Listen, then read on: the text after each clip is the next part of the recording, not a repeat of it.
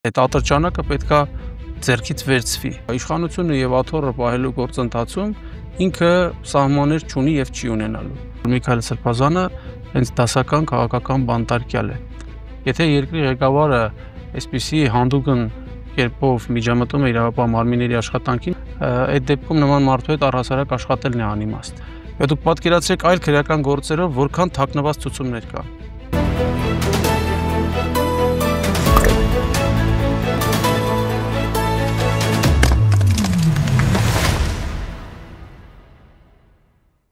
Բարև ձեզ, դուք դիտում եք հարցեր կան հաղորդումը, այսօր հարցեր կան Երևանի նախկին դատախազ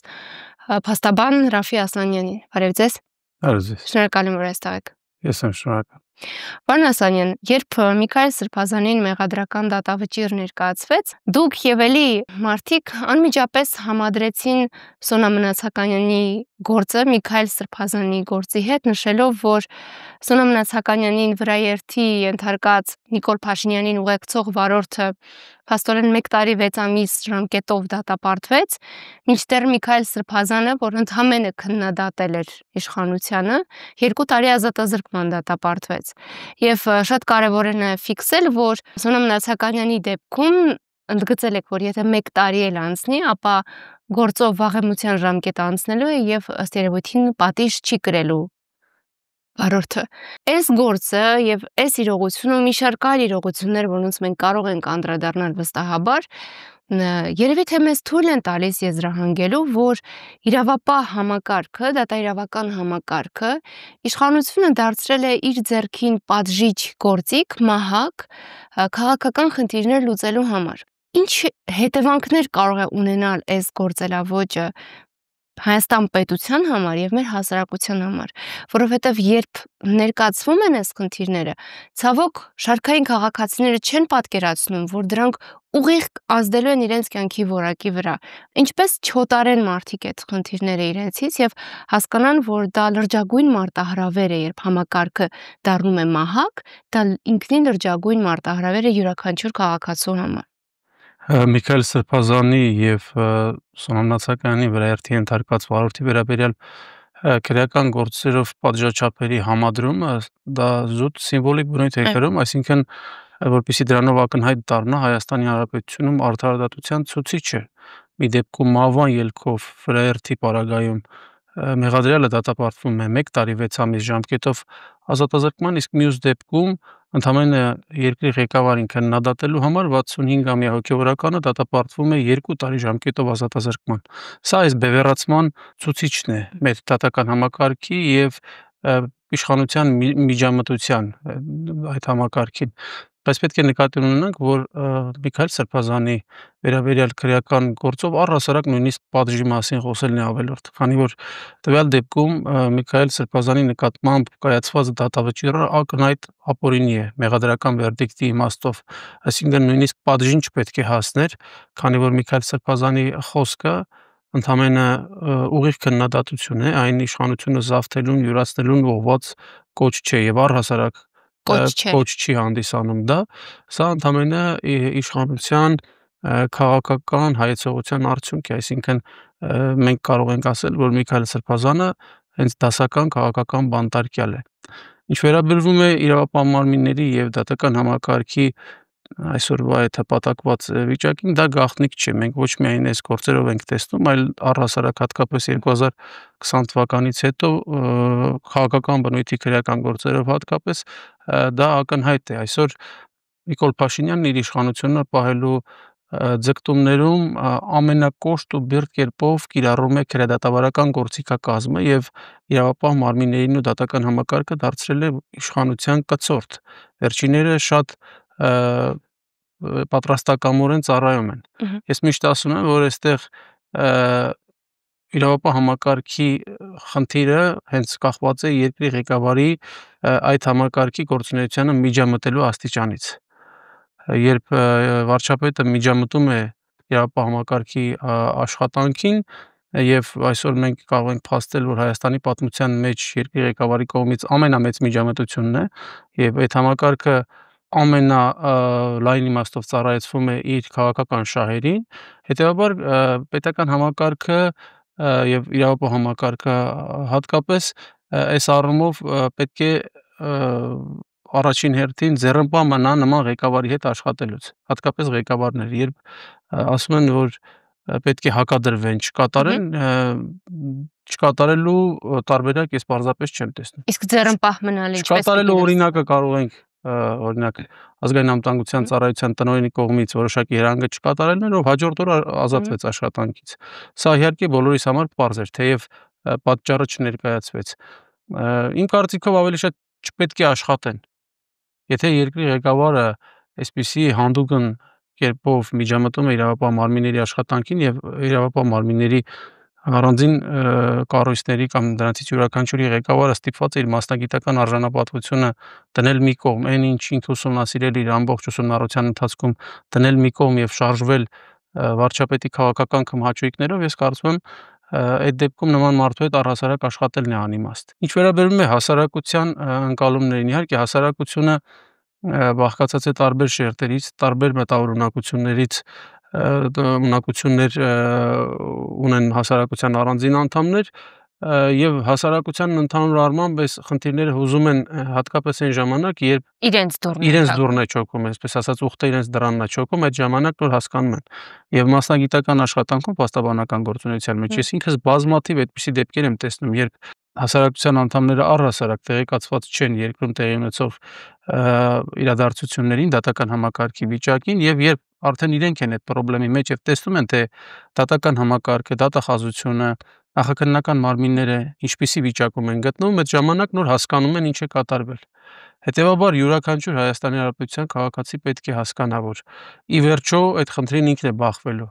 Իհարկե, իրավահպատակ վարքագիծ դրսևորող յուրաքանչյուր ոք կարող է ասել, որ ես երբևէ իրավապահ մարմինների աշխատանքի հետ չեմ առնչվի, բայց կարծում եմ դրանից որևէ մեկը ապահովագրված չէ։ Հետևաբար, երբ ասում ենք դատարանի անկախություն, իրավապահ մարմինների ինքնուրույն աշխատանք, սա ֆիկցիա չի։ Սա բոլոր դեմոկրատական ժողովրդավարական հասարակություններում ընդունված պարտադիր գործելակերպ է, եւ եթե մենք ուզում ենք առաջ շարժվենք, հասարակությունը պետք է սա կարևորի։ Ցավոք այսօր հասարակությունը այդ խնդիրները դեռ չի պատկերացնում, իսկ օրվա իշխանությունն էլ իր քաղաքական քմահաճույքների բավարարման իմաստով հասարակությանը փաստացի պահում է մոլորության մեջ։ Ամեն անգամ հայտարարվում է մի բան, բայց իրականությունում, իրական կյանքում, պրակտիկ աշխատանքում մենք տեսնում ենք բոլորովին այլ երևույթներ։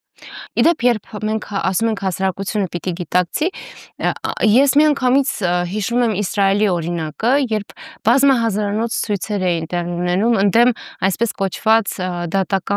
դատաիրավական բարեփոխումների, հա։ Իսկ մեր պարագայում, երբ օրինակ դուք Միքայել Սրբազանի գործին եք անդրադարձել, նշել եք, որ այդ փառահեղ հոգևորականը պատժվում է ըստ երևույթին իր խիզախության եւ անչափ հայրենասեր լինելու համար, բայց ցավալիորեն իսկապես Միքայել Սրբազանը ամենաճանաչված եւ հարգված հոգևորականներից է, մեծ հեղինակություն ունեցող, բայց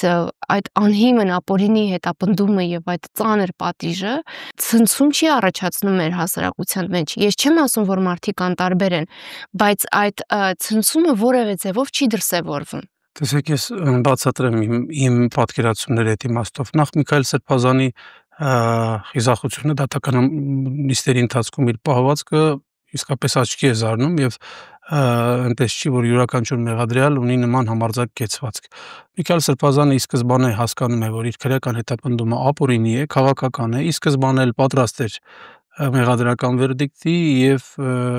կոնկրետ կամ որոշակի պատժաչափի։ Սա իր վարքագծի իմաստով եմ ես ասում, որ Միքայել Սրբազանի նման համարձակ մարդը, համարձակ հայը պետք է հասարակությունում լինի առավել ընդունելի եւ ավելի գնահատելի պետք է լինի նրա վարքագիծը, քան այս պահին նրա ապօրինի քրեական հետևում կանգնած պաշտոնատար անձանց վարքագիծը։ Ինչ վերաբերում է հասարակական ընդվզումներին, ապա այս իմաստով ասեմ, որ ցավոք մեր հասարակությունը քաղաքականացված է։ Այսինքն, ովքեր հանդիսանում են այսօրվա իշխանության համակիրները, նրանք արդարացնում են իշխանության յուրաքանչյուր քայլ։ Այսինքն, ըստ էության յուրաքանչյուր մարդու, ով համակիր է հանդիսանում, ով այսօրվա իշխանությանը դեմ չէ, երբ հարց են տալիս, թե լավ, այդ դեպքում ընդունենք, դու ընդունում ես այսօրվա իշխանության աշխատավոճը, պետության նկատմամբ մոտեցումը եւ այլն, բայց օրինակ Միքայել Սրբազանի նկատմամբ քրեական հետապնդումը ինչով ես արդարացնում, ինչն է հանցակազմը, որևէ պատասխան չունեն այդպիսի մարդիկ։ Նրանք ընդամենը ասում են Նիկոլ Փաշինյանին քննադատել է, հետեւաբար շատ ճիշտ է, որ քրեական պատասխանատվության է ենթարկվում։ Հետեւաբար, եթե հասարակությունը նման մտածելակերպով է իր գնահատականները կառուցում, իր եզրահանգումները կառուցում, ես կարծում եմ մենք դեռ բազմիցս այսպիսի խնդիրների բախվելու ենք։ Մենք ցավոք այս պահի դրությամբ դեռևս չունենք ձևավորված արդարամիտ հասարակություն։ Այսինքն անկախ իր քաղաքական կողմնորոշումից մարդը պետք է հասկանա տվյալ իրավիճակում իշխանությունը ճիշտ է թե սխալ։ Պարոն Ասլանյան, դուք պայմանավորեցիք նրանով, որ իշխանության համակիրները այսպես թե այնպես ունեն կանխորոշված վերաբերմունք, բայց օրինակ սոցհարցումները ցույց են տալիս, որ մեծամասնությունը այս իշխանությանը չի ընդունում։ Բայց միևնույն է, այդ մեծամասնության դիրքորոշումը, ձայնը եւ ընդվզումը մենք այս գործով չենք տեսնում։ Գուցե հրապարակային ընդվզում չէ, բայց այն հասարակության այն անդամները, այն հայ քաղաքացիները, ովքեր չեն ընդունում այսօրվա իշխանությանը,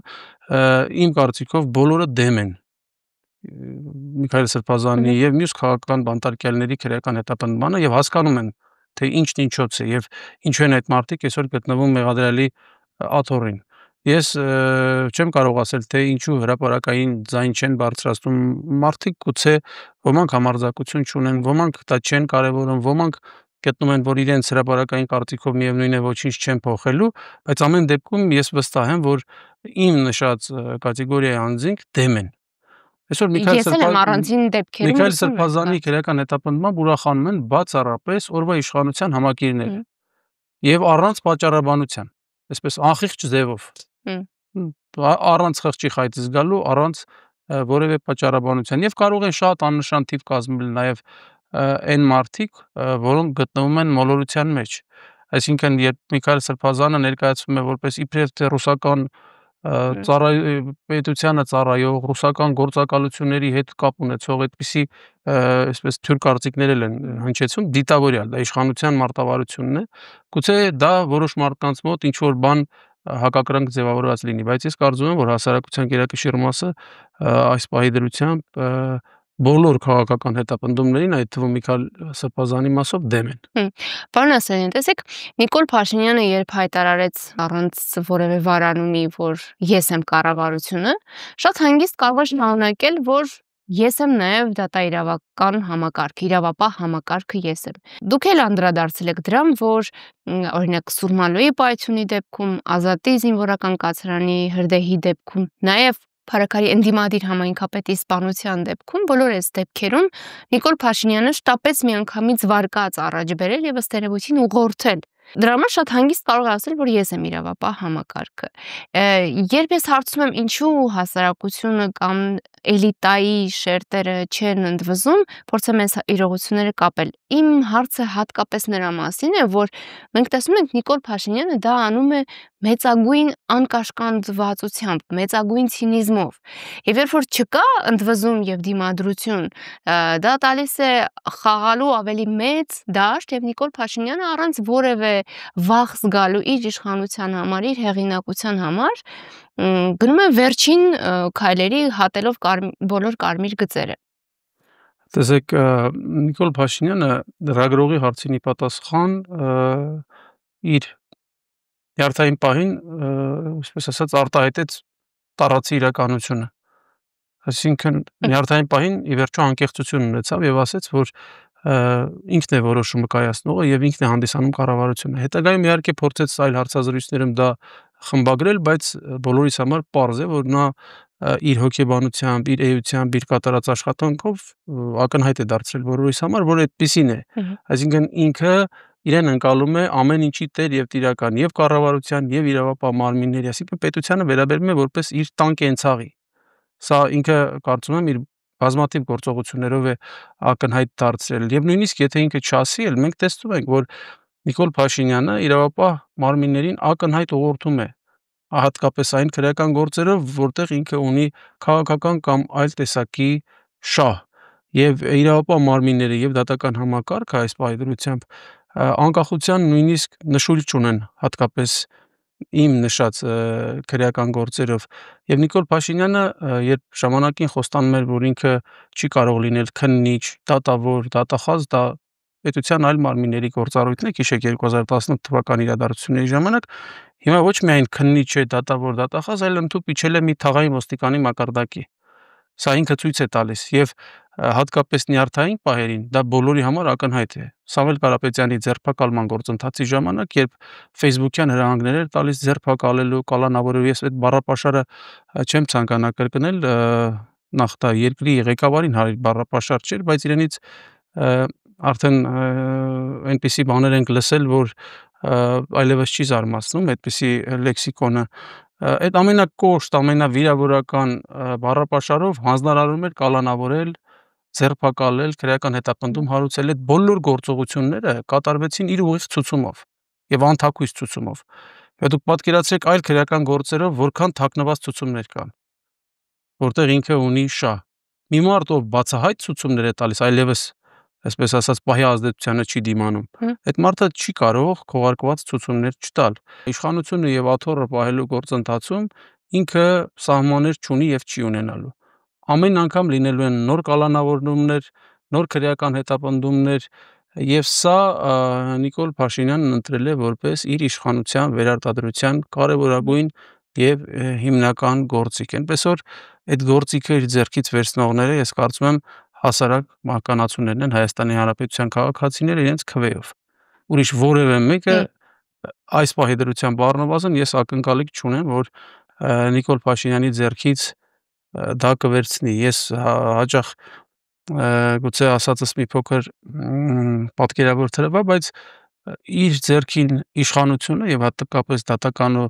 իրավապահ մարմինների նկատմամբ ղեկավար դերը նմանեցնում են փոքրասակ երեխայի ձեռքին լիցքավորված ատրճանակ տալուն։ Այսօր այդպես է, այդ ատրճանակը պետքա ձեռքից վերցվի, որովհետեւ ինքը անընդհատ վնաս է տալիս դրանով։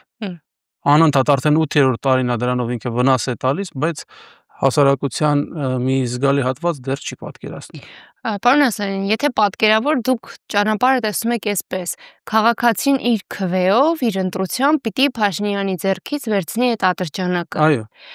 Բայց այս ռեպրեսիաների պայմաններում քաղաքացու քվեն տեղ հասնելու է։ Այսպես ասեմ, տեսեք, ինքը արդեն ընտրությունների կեղծիքը սկսել է։ Կեղծիքը դա միայն լցոնումներ անելը չի, կեղծ քվեաթերթիկները չի, կեղծիքը նաև քաղաքական հակառակորդներին, այլախոհներին կալանավորելը, մեկուսացնելը։ Ինքը արդեն այդ կեղծիքները սկսել է։ Հաջորդ թիվ լինելու են այլ կալանավորումներ, լինելու է բանակի զինված ուժերի ուղղորդում քվեարկության ընթացքում, պետական ռեսուրսի չարաշահում, պետական ծառայության մեջ ընդգրկված անձանց եւ ընտանիքի անդամների ռեսուրսի օգտագործումը դրական գործընթացները։ Մեզ ամենը լինելու է եւ մենք չենք կարող վստահ ասել, որ ընտրությունների արդյունքները լինելու են բացարձակ օբյեկտիվ։ Այդպեսին չի եղել նաեւ 2021 թվականին, չի եղել ընդհանուր նաեւ 2018 թվականին։ Բայց այնուամենայնիվ, եթե հասարակությունը ունենա բավարար համերաշխություն, ընդդիմադիր դաշտում այս գզվռտոցի վերջը տան, այսինքն ընդդիմադիր գործիչները ի վերջո պայքարեն հայրենիքի համար եւ ոչ թե աթոռի եւ իրենց հարստությունը պահելու համար, ես կարծում եմ մենք արդյունքում հնարավորություն կունենանք թեկուզ այդքան վարչական ռեսուրսների չարաշահմանը Նիկոլ Փաշինյանին ճանապարհել դեպի իրեն հասանելի տեղը եւ հեռու պահել պետության ղեկավարման այս կարևորագույն գործառույթից, որտեղ ինքը արդեն 8-րդ տարին անընդհատ ձախողում է։ Մի տեսակ տխուրը իրավիճակ է ստացվում, պարոն Ասլանյան, այսինքն հասարակությունը երկու խնդիր ունի միաժամանակ լուծելու։ Մի դեպքում ընդդիմությանը ստիպելու փոխել աշխատելավոճը, գործելավոճը, գիտակցել իր առաքելությունը եւ նաեւ այդ ճնշմամբ փաստորեն ազդելու իշխանության փոփոխության հեռանկարի վրա։ Սա հեշտ բան չէ եւ հասարակությունը մենակ սա անել չի կարող։ Ես ավելի եմ կարևորում ընդդիմադիր գործիչների աշխատանքը։ Ընդդիմադիր գործիչները ի վերջո քաղաքական գործիչները պետք է հասկանան, որ այսպիսի գործելակերպը ի վերջո բերելու է Նիկոլ Փաշինյանի հերթական վերարտադրությանը։ Եվ եթե իրենք իսկապես մեղքի զգացում ունեն, ապա այդ մեղքը ծանրանալու է հետագայում իրենց խղճին։ Հետևաբար, քանի դեռ ուշ չի, իմ կարծիքով, ես ինքս քաղաքական գործիչ չեմ, բայց բնականաբար, երբ տեսնում եմ իրավիճակը, կարողանում եմ տրամաբանել, հասկանալ, թե խնդիրները ինչու են կայանում։ Եվ առաջին հերթին համերաշխությունը կախված է ընդդիմադիր գործիչներից։ Մենք այս ամենը կարող ենք հաղթահարել միայն ազգային համերաշխության միջոցով, որովհետև իշխանությունը ընտրել է դեռևս 2018 թվականին պառակտելու գործելակերպը, պառակտելու միջոցով է իշխանությունը պահում եւ կարծեք թե դա արդարացնում է, որ տեսեք հասարակության վիճակը, ընտանիքներում կան միմյանց նկատմամբ հակասական տրամադրություն ունեցող մարդիկ։ Սա օրվա իշխանության կործանարար գործունեության արդյունքն է։ Իսկ հաջորդիվ պետք է լինի համերաշխություն։ Իսկ հաջորդիվ մենք պետք է ունենանք այնպիսի քաղաքական ուժեր եւ ապագայում այնպիսի իշխանություն, որը պառակտման, ազգի պառակտման կողմնակից չի։ Եթե պետք է նորից շարունակվի, նորից հասարակությանը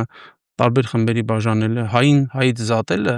ապա դա շատ մեծ վարպետությամբ Նիկոլ Փաշինյանը կատարում է։ Նոր ուժի կարիք չկա։ Ես կարծում եմ նոր ուժը հենց պետք է առաջին հերթին եւ դեռևս նախընտրական քաղաքական process-ներից շեշտադրումը կատարի նրա վրա, որ հայրենակիցները միմյանց քաղաքական հայացքներով չեն կարող տարանջատել եւ դրանով պայմանավորված ընդհանուր այսօր գուցե հայի նկատմամբ ավելի թշնամական վերաբերմունք ունի, քան հակառակորդի նկատմամբ, որովհետեւ իշխանությունը իր գործողություններով այնպիսի միջավայր է ձևավորել, որ իրենք ունեն համակիրներ, ովքեր այսօր հենց Հայաստան Հանրապետության որևէ քաղաքացու ավելի շատ են ատում, քան ադրբեջանցուն։ Սա նորից եմ կրկնում Հայաստանի Հանրապետության իշխանության գործողությունների արդյունք է։ Պարոն Ասլանյան, երբ նոր ուժի մասին եք խոսում, ժամանակ առաջ այս հարցը ավելի ցավոտ էր, որովհետև համենայն դեպս հայտեր չէինք տեսնում քաղաքական։ Հիմա այդ շրջանն է, որ արդեն սկսվել է եւ ենթադրում եմ, որ շարունակվելու է այդ հայտերի առաջադրումը, հա։ Այն պատկերը, որը հիմա կա, դրական կանխատեսումներ առաջացնում է ձեզ։ Տեսեք, ես չեմ ասում, որ նոր ուժեր պետք է լինեն միայն։ Ով ցանկանում է թող մասնակցի եւ այն քաղաքական դաշտում արկա այն ձևակերպումները, որ սա թող չմասնակցի, նա չմասնակցի, դա անընդունելի է։ Անձի քաղաքական եւ ակտիվ իրավունքը եւ пассив իրավունքը համանդրությամբ ամրագրված իրավունքներ են, որը մեկ իրավունք չունի ասել մասնակցել կամ չմասնակցել։ Հատկապես երբ օրինակ մի քաղաքական ուժ տանում է 20% ձայն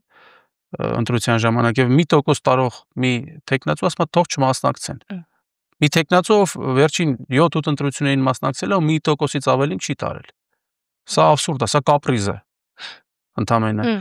Խոսքը դրա մասին չէ, թող բոլորն էլ մասնակցեն, ով ցանկություն ունի, հասարակությունը իր որոշումները կկայացնի, բայց բոլորը պետք է ի վերջո հասկանան, որ միայն համերաշխության ֆոնին կարող են մասնակցել։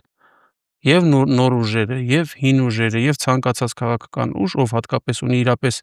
ընդդիմադիր հայացքներ, պետք է համերաշխությամբ մասնակցեն, ոչ թե քննադատեն մեկը մյուսին։ Տեսեք, նոր քաղաքական ուժերի մուտքը վերջերս եւ Սամվել Կարապետյանի արդեն հայտը կարծում եմ կդառնա քաղաքական հայտ եւ Արման Թաթոյանի քաղաքական հայտը, կարծեք թե մի փոքր այլ կերպ ընդունվեց եւ ընկալվեց հենց ընդդիմադիրների կողմից։ Եվ սա ինձ համար զարմանալի է։ Ես միշտ ասում եմ, իրապես եւ իրական ընդդիմադիրը մեկ այլ նման ընդդիմադիրի քննադատելու իրավունք չունի, առավել եւս հրապարակային։ Կարող են քաղաքական հայացքների տարբերություն լինել, յուրաքանչյուրն իր ծրագիրն ունի, յուրաքանչյուրը հասարակության իր ձևով կարող է համոզել, բայց պառակտող գործունեություն, վարկաբեկող գործունեություն, որը մեկը ոչ միայն իրավունք չունի ծավալելու, այլ դա միայն վնաս է բերելու Հայաստանի Հանրապետությանը։ Երբեմն չես էլ տարբերում Նիկոլ Փաշինյանի թիմի արշավն է ընդդիմադիր գործչի դեմ, թե հենց ընդդիմության որոշ շրջանակի։ Ցավոք այդպես է եւ հաճախ քննադատում են շատ ավելի կոշտ ու շատ ավելի այսպես ասած ոչ ստանդարտ բառապաշարով, քան նույնիսկ իշխանության կողմնակիցները։ Իշխանության եւ իշխանության կողմնակիցների վարքագիծը պարզ է։ Նրանք իշխանություն պահելու ձգտում ունեն եւ 8 տարիների ընթացքում շուրջ ցույց են տվել, որ ոչինչի արժեվ կանգ չեն առնելու, չունեն ոչ մի կարմիր գիծ ընդհանուր բարոյականության հարթությունում։ Այսինքն իշխանության մասը հասկացանք։ Կա ձգտում իշխանությունը պահելու, իսկ այդ ձգտումը թե ինչով է պայմանավորված, բոլորս դա էլ ենք հասկանում, որովհետև գիտեն իշխանությունից հետո կարող է առաջանալ խնդիրներ։ Իրենց արածը շատ լավ են հասկանում իրենք։ Բայց երբ ընդդիմադիր դաշտում կա այդպիսի վերաբերմունք մեկը մյուսի նկատմամբ փորձում են մեկին կապել մյուսի հետ կամ մեկնաբանություններ, որոնք առնվազն հարիր չեն։ Ես նորից եմ ասում, առողջ քննադատությանը քաղաքական ծրագրերի իմաստով կողմնակից եմ, կարող են քննադատել, քննարկել զուտ էթիկայի հարթությունում, բայց այն ինչ տեղի է ունենում, ես կարծում եմ դա շուտափույթ կերպով պետք է կարգավորվի եւ եթե պետք է գնալ առաջիկա ընտրական գործընթացներին, ապա միայն համերաշխ ընդդիմությամբ։ Պարոն Ասլանյան, շնորհակալ եմ, ես փորձեմ եզրափակել մեր զրույցը, ամփոփել մեր զրույցը։ Տեսեք, մի կարևոր դրվագի այնուամենայնիվ ուզում եմ նորից անդրադառնալ։ Դուք շեշտեցիք, երբ իրավապահ համակարգի խնդիրների մասին էինք խոսում, շեշտեցիք, որ այս պայմաններում, այսպիսի ղեկավարի պայմաններում նկատի ունեք Փաշինյանին, շատ կարևոր է, որ ձեռնպահ մնան իր հետ աշխատելուց։ Եթե ձեռնպահ են մնում որակյալ մասնագետները, բարձր պրոֆեսիոնալիզմ ունեցողները, որոնք ենթադրվում է, որ նաև արժանապատվության բարձր զգացում ունեն։ Ձեռնպահ են մնում, հրաժարական են տալիս, այդպիսի դեպքեր մենք տեսել ենք։ Բայց այնուամենայնիվ իրենց փոխարինողներ կան, մեկ է համագործակցողներ կան։ Կատարողը միշտ լինելու է, բայց դա դեռևս չի նշանակում, որ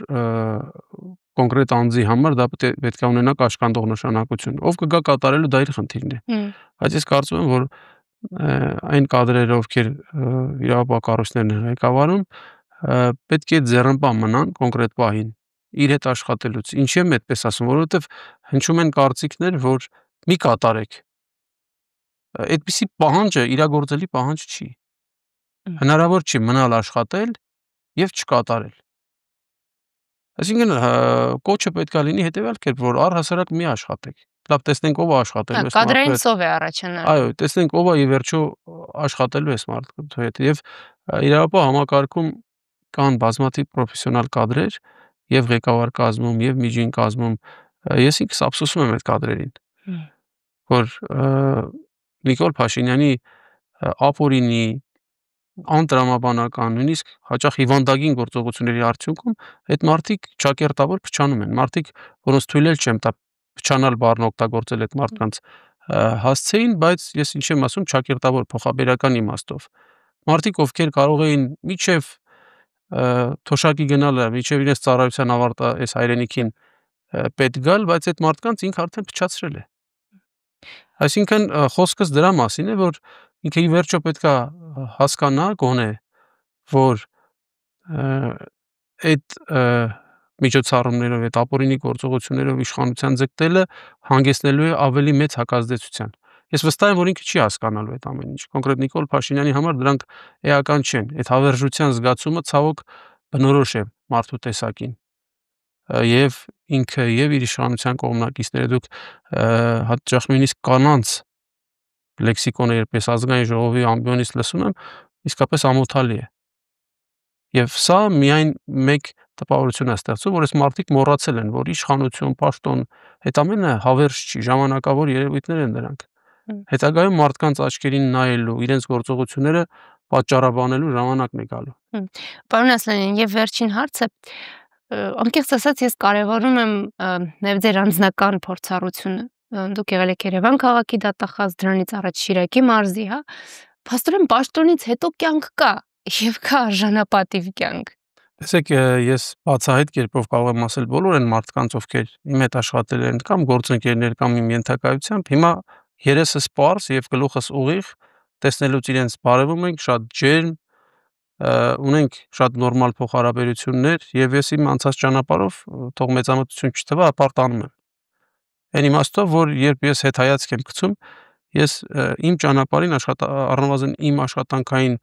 մթնոլորտում թշնամիներ, իհարկե հայ ինչի կարող թշնամի լինել, առնվազն հակառակորդներ չեմ թողել։ Մարդիկ, ովքեր ինձանից կարող են հիմնավորված կերպով նեղացած լինել, այդպիսի մարդկանց չեմ թողել։ Այսինքն սա ինչի արդյունք է, որ ի սկզբանե միշտ մտածել եմ, որ պաշտոնը մի օր կա, մի օր չի լինելու։ Այսինքն պաշտոնով չի որոշվում։ Ընդհանուր կադրերի հետ աշխատելիս ես դրան ուշադրություն եմ դարձրել, երբ որ ասում են, այս կադրից ազատվի, այս կադրը խելացի չի եւ այլն, ես միշտ մոտեցել եմ այն կանխավարկածով, որ մարդը ընտանիք է պահում, պետքա ցանկացած ռեսուրս օգտագործել։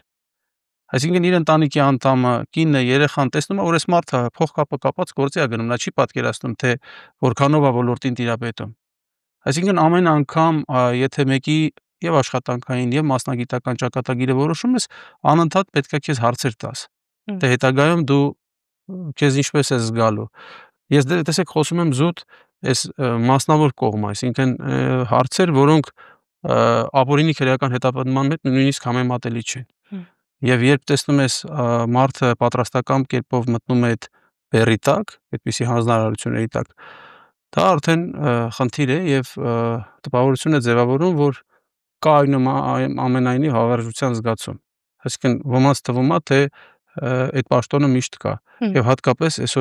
օրվա իշխանության քաղաքական գործիչներին, ազգային ժողովի իրենց կազմին, կառավարության որոշ անդամների մոտ այդ տպավորությունն է։ Իրենց այդ լկտի բառապաշարը, բացահայտ լկտի բառապաշարը հենց դրա մասին է վկայում։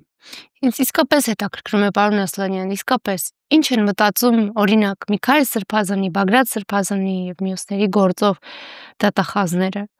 Կարող եմ մի բան ասել, որ չեմ պատկերացնում մի իրավաբանի, քիչ թե շատ նորմալ կրթություն, բազային կրթություն ստացած իրավաբանի, ով ներքուստ մտածի, ինք իր մեջ համոզված կարծիք հայտնի, որ իսկապես Միքայել Սրբազանի կամ Սամվել Կարապետյանի նկատմամբ քրեական հետապնդումն օրինական է։ Ես չեմ հավատում։ Հրապարակային իրենց վարքագիծը, դատավարական վարքագիծը մի կողմ դնենք, թե դրա պատճառները որոնք են, ինչու են իրենք այդ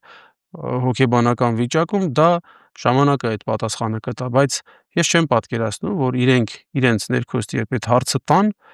ներքուստ դրական պատասխան տան դրան։ Ես դրան չեմ հավատում, որովհետև ինքս լինելով իրավաբան եւ կոնկրետ այդ երկու գործերով տեսնելով քրեական վարույթի պատկերը, դրանք երկուսն էլ բաղկացած են մեկական տեսագրությունից ըստ էության։ Հետևաբար նույնիսկ իրավաբան պետք չի լինել, հայերենին բավարար տիրապետելու պայմաններում հնարավոր է հասկանալ, կա արդյոք իշխանությունը յուրացնելու, զավթելու կոչ կամ առհասարակ կոչ, կա արդյոք հանցակազմ, կա արդյոք իմ կողմից նշած անձանց օբյեկտիվ կապը իրենց մեղսագրված հանցակազմի հետ։ Ես կարծում եմ, որ դա բացակայում է եւ այսօր չկա նույնիսկ նվազագույն հիմնավոր կասկած եւ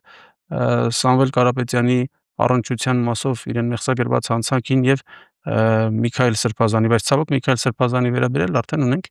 մեղադրական դատավճիռ, սա է մեր իրականությունը։ Շնորհակալություն։ Ես էլ եմ շնորհակալ։